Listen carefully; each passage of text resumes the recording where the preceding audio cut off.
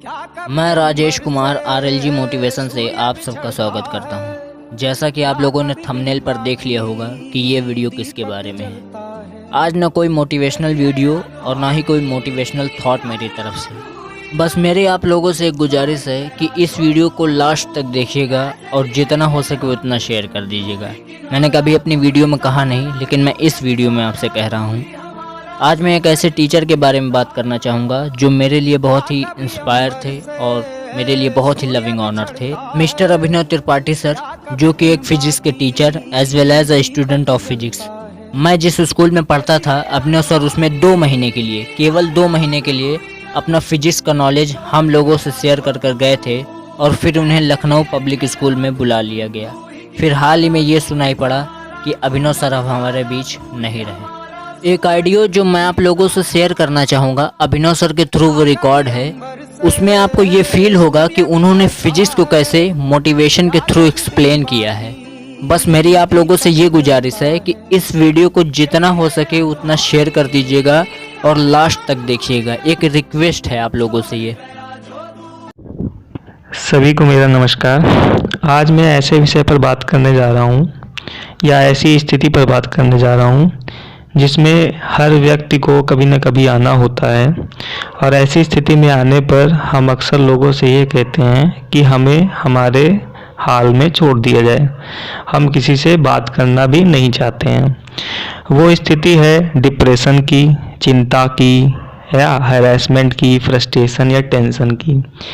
जब ये किसी व्यक्ति पर डोमिनेट होता है तो वो व्यक्ति अपनी ऊर्जा का ह्रास महसूस करता है, यानी ऐसी परिस्थिति में आने पे हमारी ऊर्जा का निरंतर ह्रास होता है और फिर धीरे धीरे हम अपने आप को कोसने लगते हैं कि ऐसी सिचुएशन कंडीशन मेरे साथ ही क्यों होती है और इतनी सारी चीज़ें जो कुछ घटित होनी होती है ना, एक साथ क्यों घटित हो रही हैं। और इस तरह से करते करते हम अपनी ऊर्जा का ह्रास करते रहते हैं। और कुछ जो कमज़ोर व्यक्ति होते हैं वो तो आत्महत्या जैसे कदम को भी उठा लेते हैं।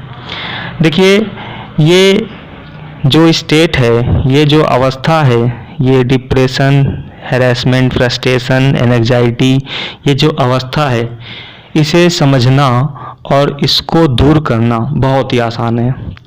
मैं आपको बता दूं, मेरा नाम अभिनव त्रिपाठी है और मैं फिजिक्स का एक टीचर और स्टूडेंट हूं।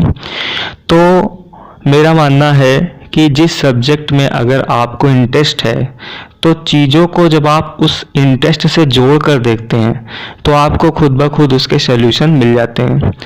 मैं ये बिल्कुल नहीं कहता हूँ कि ऐसी स्थिति का सामना मुझे नहीं करना पड़ता है, लेकिन जब ऐसी स्थिति आती है या कोई भी ऐसी कंडीशन आती है जिसमें मुझे लगता है कि मैं चारों तरफ से घिर चुका हूँ और अब मेरे पास कोई भी रास्ता नहीं है, तो मैं कुछ नहीं, मैं जनरली फिजिक्स की बुक्स उठाकर पढ़ने लगता हूँ।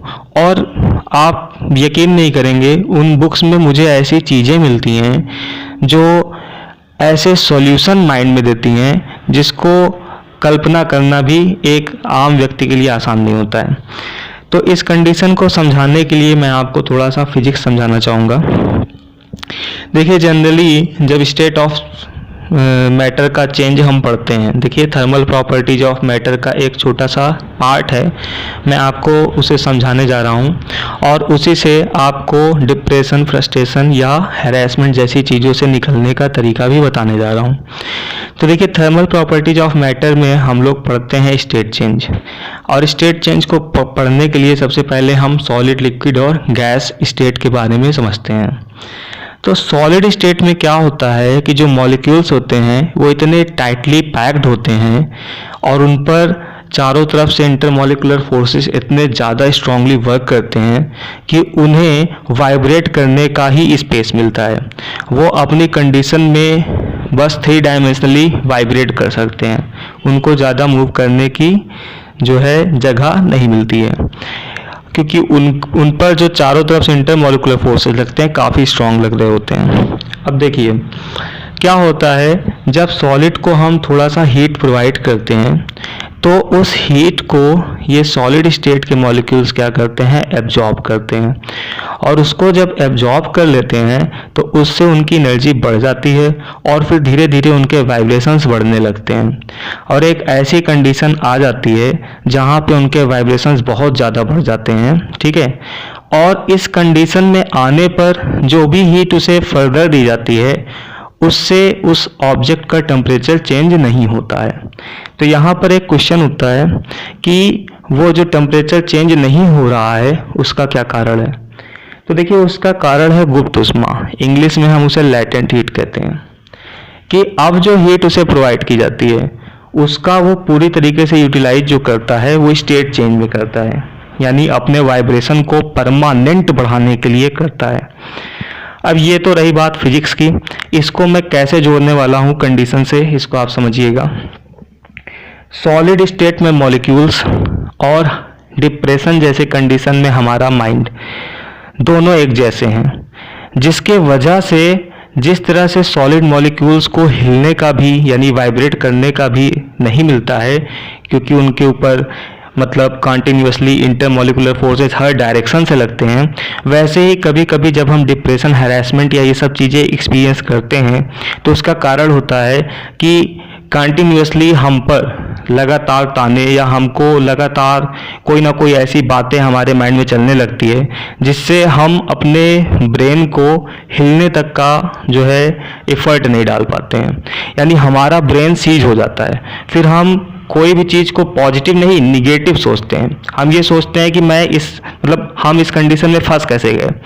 अब देखिए सॉलिड के मॉलिक्यूल्स भी उनका भी एक तरीके से अगर देखा जाए तो वो भी यही सोच सकते हैं कि हम तो बस वाइब्रेट कर सकते हैं, हम तो चारों तरफ से फंस गए हैं।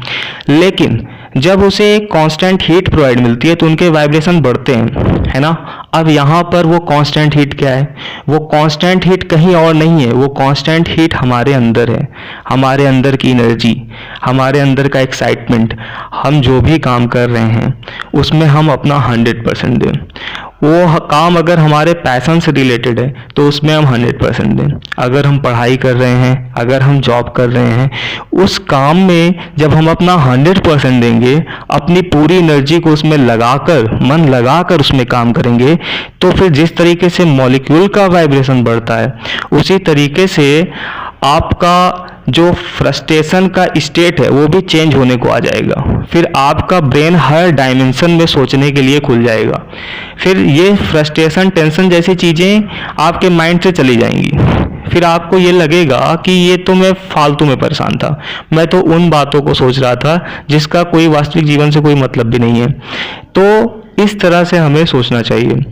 अब दूसरा ये होता है कि जैसे आपने वहाँ पर देखा कि सॉलिड को जब एक हीट मिल जाती है उसके बाद जो हीट मिलती है ना, जो भी हीट उसे प्रोवाइड की जाती है तो उससे उसका टेम्परेचर चेंज नहीं होता है, ठीक है। अब वो स्टेट चेंज करने में उस हीट को यूज करता है।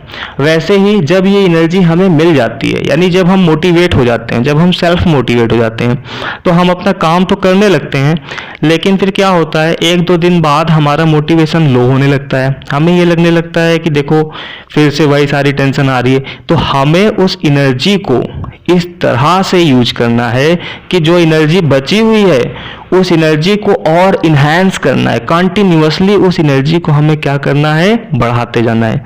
जब हम ऐसा करते जाएंगे तो परमानेंटली स्टेट चेंज की कंडीशन में आ जाएंगे। ऐसी कंडीशन हम ला लेंगे कि जैसे सॉलिड लिक्विड में चेंज हो जाता है ना, तो रिवर्स कंडीशन में ही जो है लिक्विड से सॉलिड बनता है। लेकिन अगर पॉजिटिव फ्लो होता है तो कभी भी लिक्विड सॉलिड में चेंज नहीं होगा। तो वैसे ही हमें उस स्टेट में पहुंचना है जहां पे हमारा ब्रेन एकदम फ्री हो जाए, कंटिन्यूअसली इन ऑल डायमेंशन हम सोच रहे हों, हमारी एनर्जी का एक पॉजिटिव फ्लो हो, हम कंटिन्यूअसली आगे बढ़ने का सोचें। हम पीछे जाने को मत सोचें कि हम पीछे जाकर सोचें कि हमारे साथ क्या घटित हुआ, हम कैसे डिप्रेशन में गए थे, क्योंकि अगर हम वैसा करने लगेंगे तो 2 मॉलिक्यूल जब पास में आने लगेंगे तो फिर से सॉलिड स्टेट की कंडीशन में पहुंचने लगेंगे। तो आज का ये मोटिवेशन मेरी तरफ से ये रहा, और आप लोग इस पर अपनी प्रतिक्रिया दे सकते हैं जैसा भी आपको लगा हो, ठीक है। Thank you.